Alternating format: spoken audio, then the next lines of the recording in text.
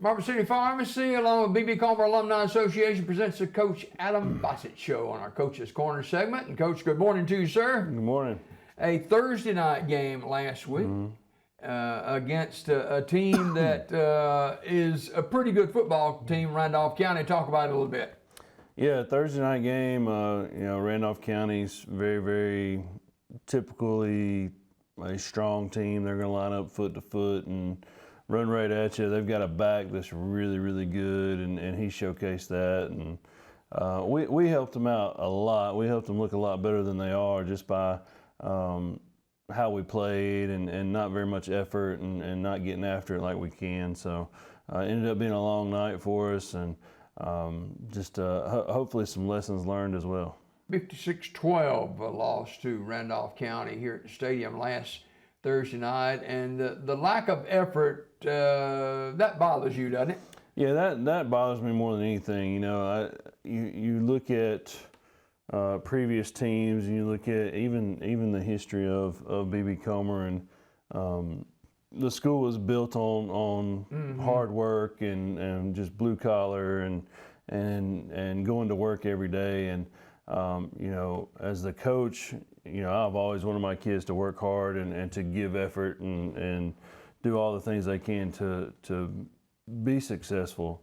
But even more so, like with the history of the school and kind of how it came about, like it's about working hard. It's about rolling up your sleeves and going to work. And we did not do that. And it was very frustrating for me in that aspect, because we've got some.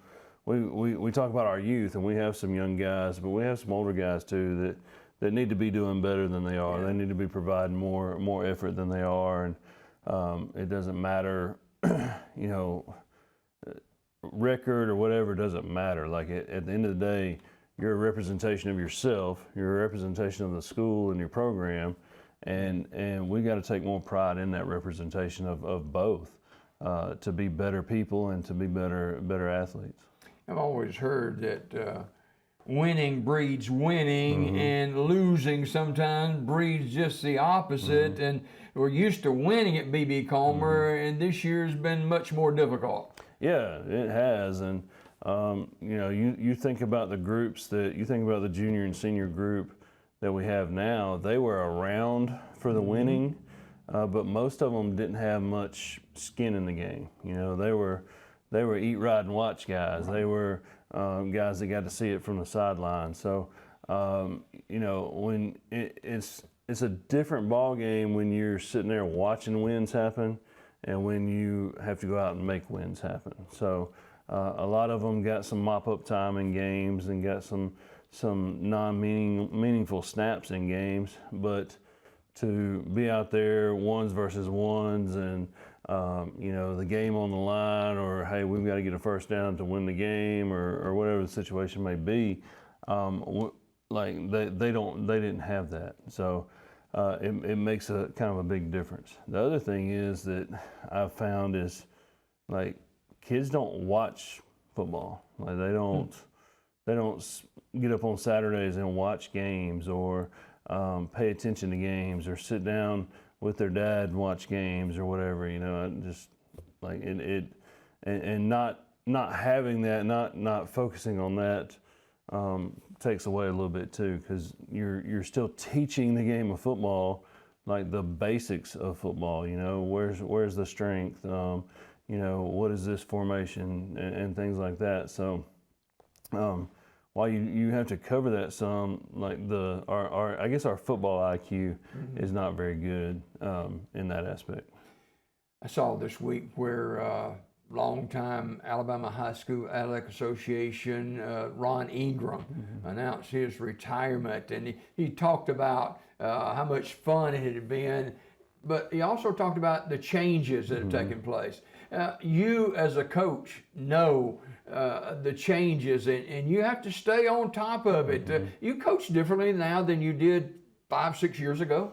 Yeah, definitely. You have to change up, and I coach differently than I did 5 years ago. I coach differently than I did 3 years ago, and moving forward, you're always looking for the answer and the fix to getting after it. So, in the past, some of the teams in the past, man, if you challenged them or told them, hey, there's no way you can do this, then they were going to do everything they could to prove you wrong. And it's just so different. Like figuring out what motivates every individual is so tough. And you could take, I grew up an offensive lineman and been an offensive lineman my whole life. And like our motivation was, hey, coach came to the 5 starters, was like, hey, you're not getting it done. You got to do a better job of this, like challenging us. Well, now you have 5 offensive linemen, you have 5 different personalities, and they're motivated 5 different ways. And so it makes it so tough to kind of figure it out. You really needed like a team psychologist to go with you and do a breakdown of everybody on your team and then figure that aspect out. But, we've got some guys that really do embrace it. We got some guys that really get after it. And, you just got to kind of keep figuring it out and work to get better at it as a coach. And as the season has progressed, we've had to look at some things. And in the off season, we'll look at some things and look at different ways to get different results. Well, you got Dadeville up next, and that's a road game, and never easy to win on the road. Yeah, Dadeville is going to be a tough opponent. They're sitting at 1-6 like us. They've had a very tough non-region schedule. They've played Handley and Elmore County and Reeltown and in non-region schedule. So they've had a tough go at it too, and they're kind of scrapping. They're 1-3 in the region. They've got a region win over Beulah, and so we're kind of sitting in that same situation, and we're kind of got to figure it all out, So defensively, Dadeville does some things that we've got to be aware of. Offensively, they've got some weapons, and they formation you a little bit and try to do some things out of those formations. So big key this week is getting to the ball. I've been defensively, I've been on them, 11 hats to the ball. I stand back behind the defense and I'm just watching guys. And if you don't get to the ball, man, we're gonna do 5 quick up downs, and you better get back for the next play. So just trying to get guys to the ball, get wrapped up, and get stops. And then offensively, we're gonna have to be methodical about what we do. Again, defensively, they're very solid. So we're gonna have to find some openings. We're gonna have to do a better job up front than we did last week, and kind of demand the front a little bit better. And then finally, man, special teams got to be special. We got some young guys on special teams that are improving and getting better. And they, we've asked them to step in and do some big stuff. But man, special teams have to be special. We got to come up with some big plays. Yeah, you got a young team with only a few seniors. You've had some injuries. It's been a challenging year. Kind of look at this overall and see where this Comer program is now and where it's headed. Yeah, I think we've had obviously a bunch of challenges, and man, you talk about the non-region schedule being what it is, and I make the schedule, but if we didn't play those teams, we wouldn't have games. There was just nobody that would play us, and I know moving forward, none of those teams are on the schedule. So we aren't playing Wadley next year, Piedmont, and Vincent may possibly be a region game next year, and Thorsby may possibly be a region game if they go back to 2A and we go back to 2A. You feel confident you'll be 2A? I do. I feel pretty confident we'll be 2A, just looking at numbers and looking at where things are. The interesting thing is that I've talked to a lot of coaches in the area from Calhoun County down to Tallapoosa County, and like everybody I talk to, they're like, oh, we're going 2A2, we're going 2A2.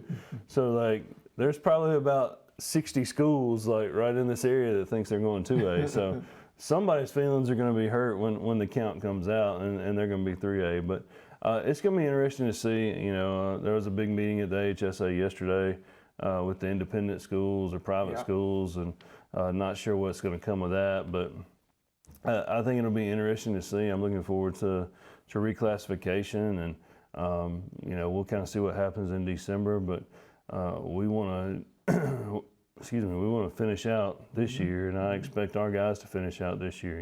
I come to work every day, and I expect them to come to work every day, and my staff comes to work every day, and no matter what the record says, we're going to finish, and I expect their best every day. Before we go this morning, talk about a couple of players that have made a positive impact for the Tigers so far this year. Right off the bat, it's Christian Jemison. Christian Jemison's playing both ways. He's playing special teams. He's really matured this year and grown on us, and he does a good job of just kind of performing and maintaining emotions and doing those things. He's not a loud guy. He's not gonna rah-rah the other guys, but he's gonna lead by example and do all the things that he's supposed to do. And Taj Hughes and Josh Ruiz, two big guys for us, offensive linemen, and Josh is a D lineman, and Taj is playing linebacker for us. And again, those guys they're weight room warriors. They get after it. They do a good job. Just on the field and off the field, there are never any issues. There's never any problems with them, and those guys come to work every day. And they're two guys that are juniors that those three are juniors together collectively that we'll expect a lot of moving forward. And they're three that we'll pull to the side in the off season and really try to develop and help them become better leaders so that they can lead the other guys. All right, Coach Adam Fossett, head football coach and athletic director at BB Comer, on the road to take on Dadeville tomorrow night. Kick is at 7 o'clock. Coach, always a pleasure. Thanks for dropping by. Yes, sir. Thank you. More Daybreak coming up right after you watch this.